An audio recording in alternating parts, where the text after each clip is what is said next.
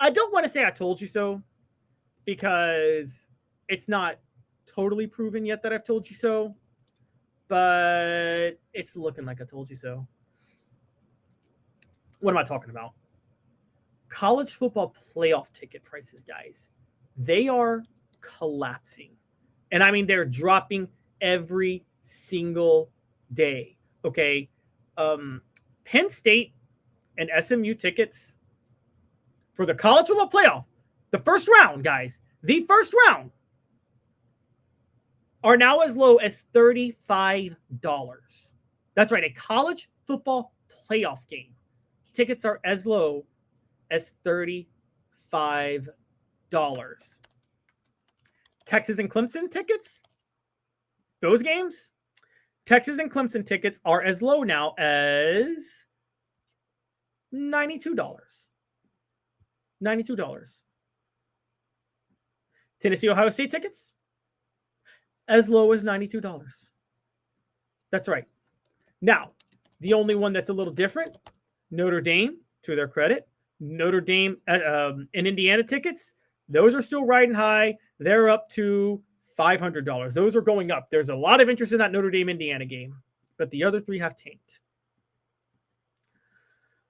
Just for context, and I want to give you one more stat to this, okay?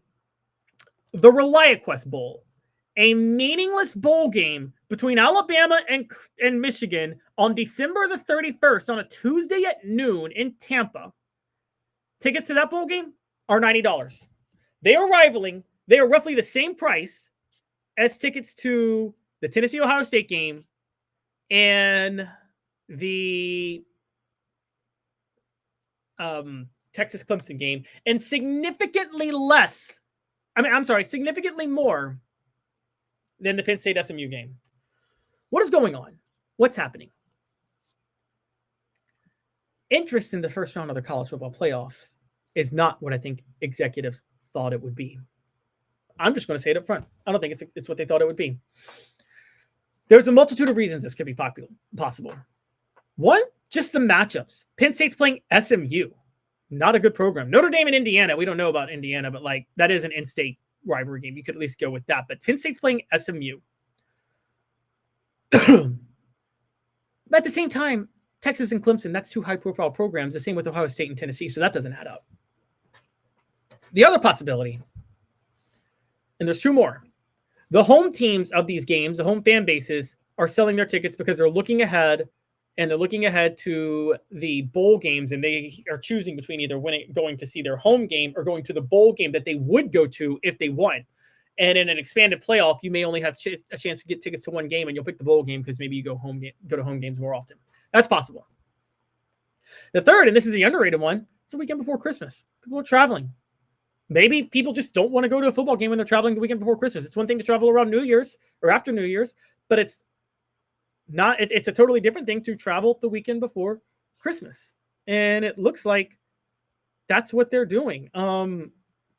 So truth be told, I think that's the most likely scenario. But either way, tickets prices are way down.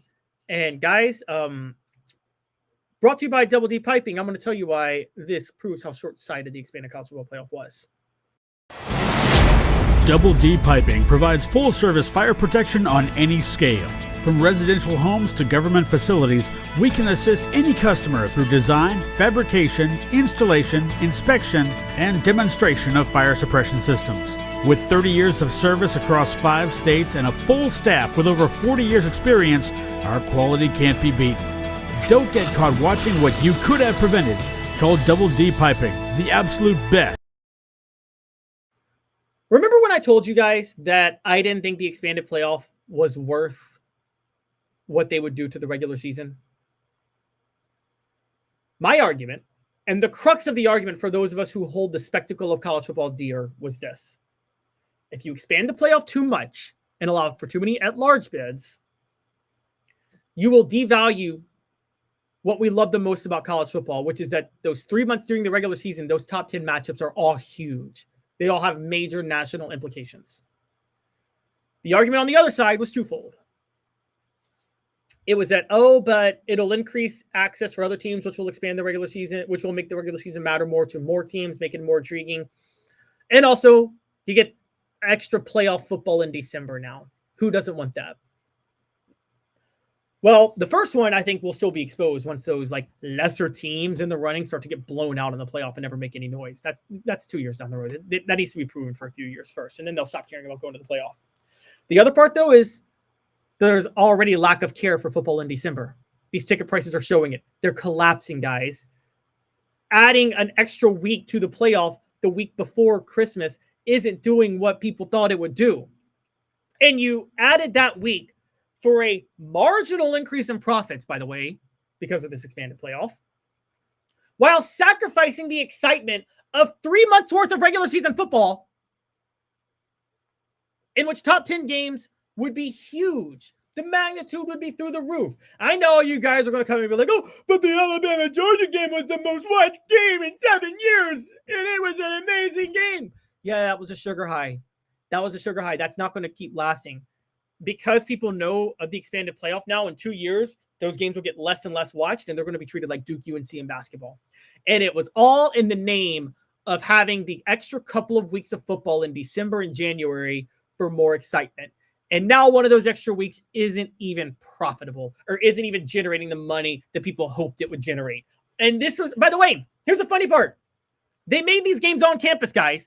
And the reason they made them on campus is they thought that would be a better way to increase their revenue. And they're not. Largely because guess what? Probably people on these campuses are going home for Christmas. So you put an on-campus game and people aren't even staying for it.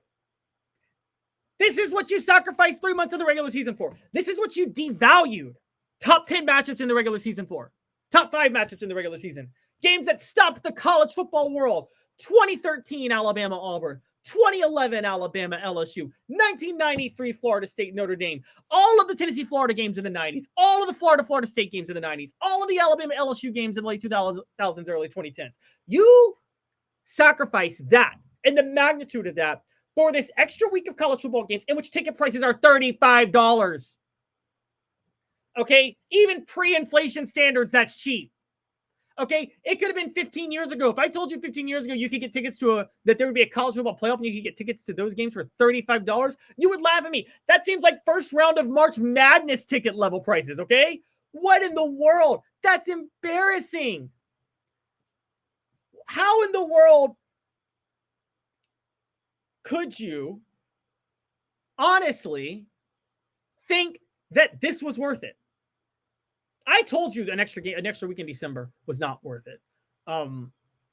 And there's another factor here, guys, that's making it even worse.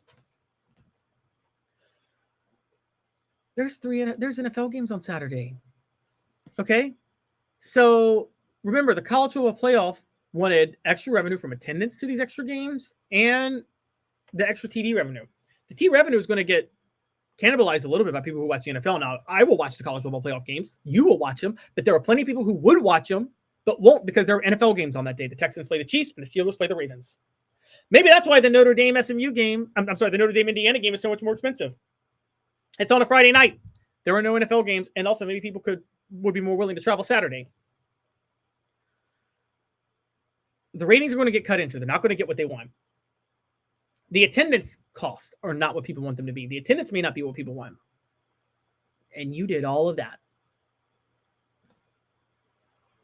at the sacrifice of 3 months of what makes this sport so beautiful. It was the most short-sighted move ever done. I'm going to tell you how they maybe could have gotten this right and maybe could have added a little more magnitude to it without doing what they did.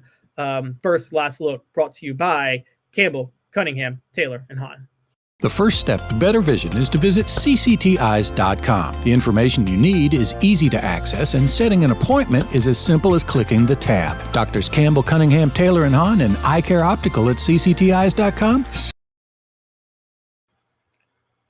The move to get this right, and you could have had an expanded playoff, was to not have the mega conferences happen.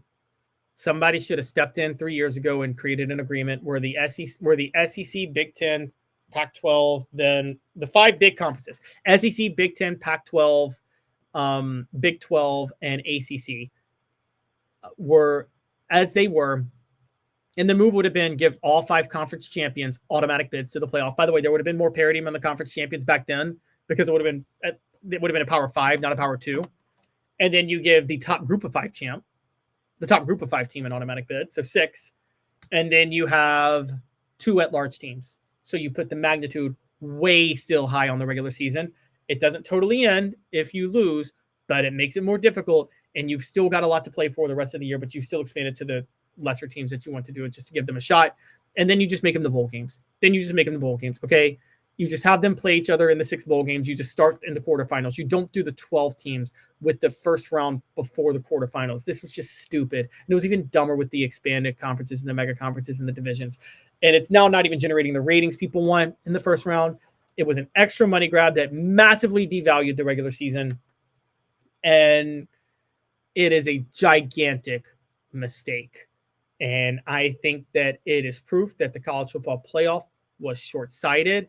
And I don't know what the future holds for it now.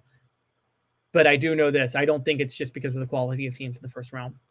I think a lot of this, because, again, Tennessee, Ohio State, Texas, Clemson, those are blue blood programs, all 4 of them with gigantic fan bases. They shouldn't struggle to generate the same amount of revenue per ticket that the ReliaQuest Bowl does, even though the ReliaQuest Bowl is Alabama, Michigan.